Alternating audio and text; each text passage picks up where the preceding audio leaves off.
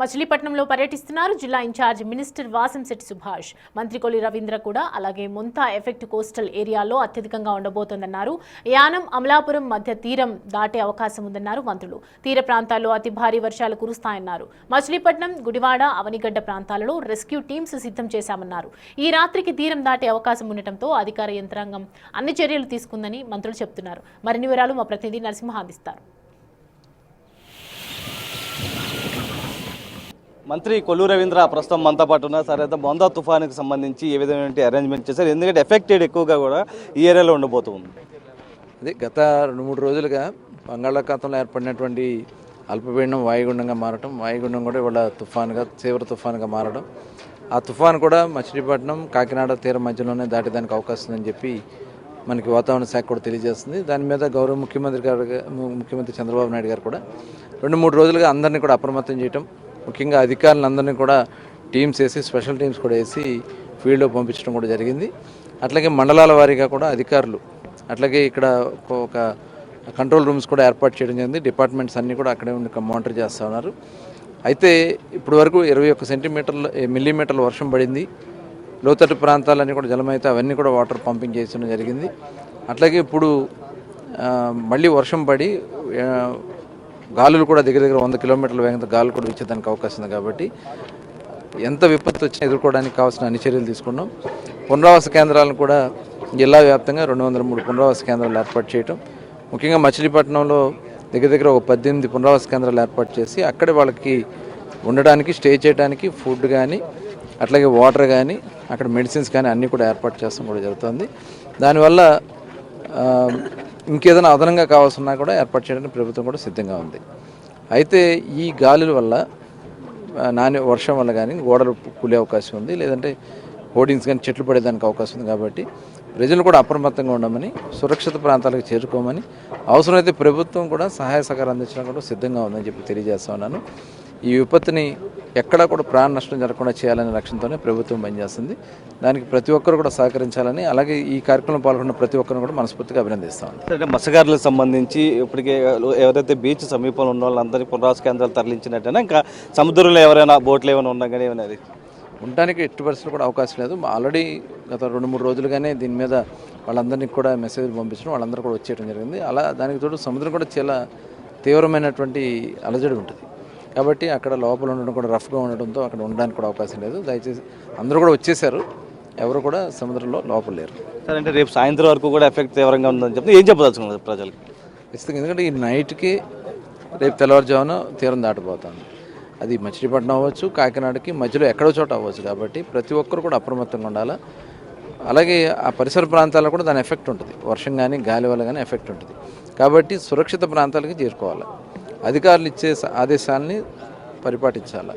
అలాగే ఏ సహాయ సహకారం కావాలన్నా అందించడానికి ప్రభుత్వం కూడా సిద్ధంగా ఉంది. మంత్రి వాసంశెట్టి సుభాష్ కూడా ఉన్నారు. తుఫాన్ ఎఫెక్ట్కి సంబంధించి ఏ విధంగా మొత్తం మీరే అబ్జర్వ్ చేస్తారు, మొత్తం ఎటువంటి సూచనలు చేస్తారు? ఈ మెంతా తుఫాన్ అనేది తీవ్ర స్థాయిలో ఉండటం జరిగింది. బహుశా కాకినాడకి 250 కిలోమీటర్ల దూరంలో ఉంది. యానం టు అమలాపురం మధ్య తీరం దాటే పరిస్థితి ఉందని చెప్పి ఇప్పుడే సమాచారం అందింది. ఏదేమైనప్పటికీ కృష్ణా జిల్లాలో భారీ నుంచి అతి భారీ వర్షాలు కురుస్తాయి. కాబట్టి ప్రజలు ఎవరైతే తీర ప్రాంతాల్లో ఉన్నారో అందరినీ కూడా సుమారు 203 తీర ప్రాంతాల్లో ప్రమాదకరమైన పరిస్థితుల్లో ఉన్నాయి గుర్తించడం, అలాగే 213 షెల్టర్ హోమ్స్ కూడా నియమించడం జరిగింది.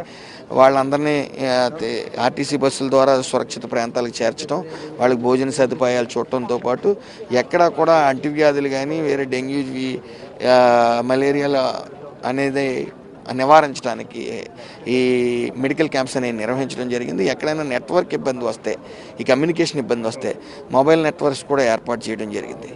అలాగే ముఖ్యంగా 14,156 మందిని ఇక్కడ సురక్షిత ప్రాంతాలకు చేర్చాలనే ఆదేశాలు జారీ చేయడం జరిగింది. వాళ్ళని సుమారు 7,000 మంది దాకా ఇప్పటి వరకు సురక్షిత ప్రాంతాలకు చేర్చడం జరిగింది. ఏదేమైనప్పటికీ ఈ ప్రభుత్వం ప్రాణ నష్టం జరగకుండా ఏ నివారణలు అయితే తీసుకోవాలి అన్ని నివారణ కోసం అన్ని జాగ్రత్తలు తీసుకోవడం జరిగింది. ఎక్కడ ఏ ప్రాణ నష్టం జరగదు. అలాగే పశు సంపద కూడా మనకు ముఖ్యం. కాబట్టి పశు సంపద విషయంలో కూడా పూర్తిగా అధికారులు అందరూ అప్రమత్తమైనారు. మీరు గమనించాలి, ఇటు ఎన్డీఆర్ఎఫ్ టీములు కానీ, ఎస్డీఆర్ఎఫ్ టీములు కానీ, నేవీ కానీ, ఆర్మీ కానీ, అలాగే విద్యుత్ శాఖ అధికారులు కానీ, రెవెన్యూ రెవెన్యూ అధికారులు కానీ, ప్రత్యేక అధికారులు కానీ, కలెక్టర్ గారు కానీ, ఇక్కడ ఎన్డీఏ కూడా నాయకులు కానీ అందరం సంసిగ్ధంగా ఉన్నాం. ఎట్టి పరిస్థితుల్లో ప్రాణ నష్టం అనేది జరిగే పరిస్థితి ఈ రాష్ట్రంలో ఎక్కడ ఉండకూడదని నారా చంద్రబాబు నాయుడు గారు 3 అవర్స్కి ఒకసారి కాన్ఫరెన్స్ కాల్స్ ద్వారా నాయకుల్ని ఇటు అధికారులను అందరిని అప్రమత్తం చేస్తూ ఉన్నారు. అయితే ఏదైతే భారత వాతావరణ శాఖ సూచనల మేరకు ఈ 4 రోజులు 5 రోజులు సెలవులు ప్రకటించారు. పిల్లల్ని జాగ్రత్తగా ఉంచి పిల్లలతో పాటు పెద్దలు కూడా ఎక్కడా కూడా బయటికి రాకుండా సురక్షిత ప్రాంతాల్లో ఇంట్లోనే ఉండమని చెప్పి ప్రాధాయపడి అడుగుతూ ఉన్నాం.